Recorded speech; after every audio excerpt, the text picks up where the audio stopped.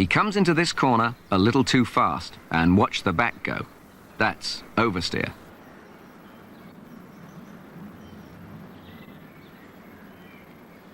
This time, he's unbalancing the front of the car. Again, his approach into the same corner is a little too fast. And although the steering is on full lock, he goes straight on, and that's understeer. Formula One drivers want the car perfectly balanced, equal grip at front and rear. Their skill in setting up the car is in achieving this perfect balance, and it's a subtle business. For example, a car with nearly 50 gallons of fuel in it on the starting grid will feel very different during the course of the race as that fuel is used and the tank empty. The good driver needs to know exactly what it takes to make the car well balanced all through the race. I mean, it's very easy to get a car which is very good in the beginning of the race because you can practice this in practice. But then when the fuel comes out and the circuit changes and the tire changes, then it doesn't handle in the other half of the race. Formula One cars need careful treatment from the driver. Some parts of them can be surprisingly fragile. The gearboxes of modern Formula One cars aren't the strongest, especially with all the turbo power available. So very often you do get problems with the gears. That means you can't get fourth gear, for example, very easy. So then it's really hard to change gear. You get blisters on your hands, and you really have to watch it not to destroy it even more. So then you have to be very careful changing in that particular gear, which is weak, to make sure it lasts until the end of the race. Unlike a road car, the braking balance on a Formula One car, between front and rear, can be adjusted as you drive. It's very important to get this right, as a new driver found trying Niki's car. If you lock rear wheels up, it's not very comfortable because you will start spinning right away. So you have to adjust your brake balance more towards to the front.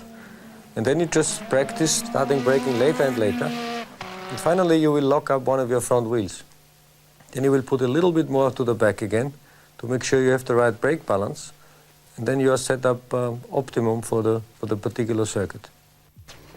Tyres are a crucial part of the modern racing car. The ones used in the dry have no tread, because the tread on any tyre is useful only to get rid of the water in wet conditions.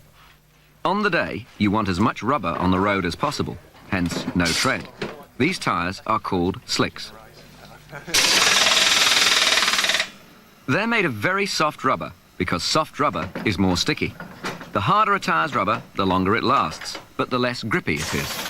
But you couldn't have tyres like this on your road car. The soft rubber lasts only one race, 200 miles or so, and with no tread, you'd slide off the road the first moment it rained. But make no mistake, the carcass under that soft rubber has incredible strength.